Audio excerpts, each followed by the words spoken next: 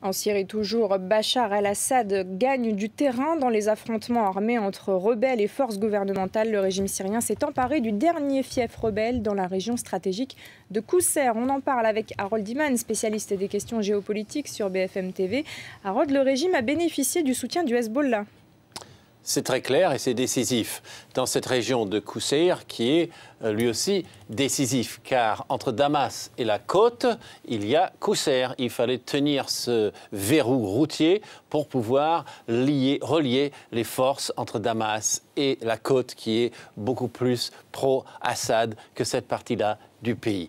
Donc, qui est-ce qu'il y avait comme force du régime? On a parlé du Hezbollah, bien sûr. Le Hezbollah, c'est cette grosse milice chiite libanaise. Et donc, ils n'ont eu qu'à traverser la frontière et prêter main forte. Et puis même rentrer le soir, dormir au Liban.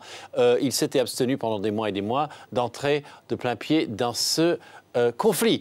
Et ensuite, vous avez bien sûr l'armée officielle et les milices, les terribles Shabiha du régime, qui ont évidemment beaucoup sévi. Et puis, vous avez énormément de conseillers iraniens et de conseillers russes même qui sont avec les forces gouvernementales qui, les voici, qui ont repris Qousseir. Alors, les rebelles, qui étaient-ils ?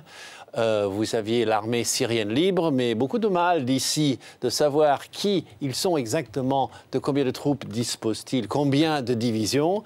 Les divisions sont surtout politiques, si vous voyez le jeu de mots. Les brigades islamistes, il y en a beaucoup. Il y a le Tawhid, il y a Al-Nosra, il y en a d'autres qui sont entrés dans Qousseir. Et puis, juste pour l'anecdote, Moscou dit qu'il y a 200 djihadistes russes qui se sont donc retournés contre la Russie et qui sont sur le théâtre.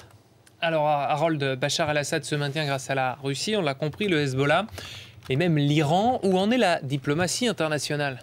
Elle est complètement fracturée. Elle ne sait plus quoi faire, puisque le 4 juin, Paris dénonçait l'existence certains de gaz sarin dans les échantillons rapportés de Syrie par nos collègues du Monde. Et ça a été analysé et certifié par les autorités internationales. Les États-Unis n'ont pas encore réagi. Ils vont eux-mêmes s'assurer eux-mêmes si c'est vraiment vrai. Personne ne veut bouger, car c'est la ligne rouge. Et puis conclusion de tout ceci, eh bien, Moscou, qui est un peu dans cette mouvance-là avec l'Iran et le régime, devient l'arbitre de si on trouve une issue politique et diplomatique ou non.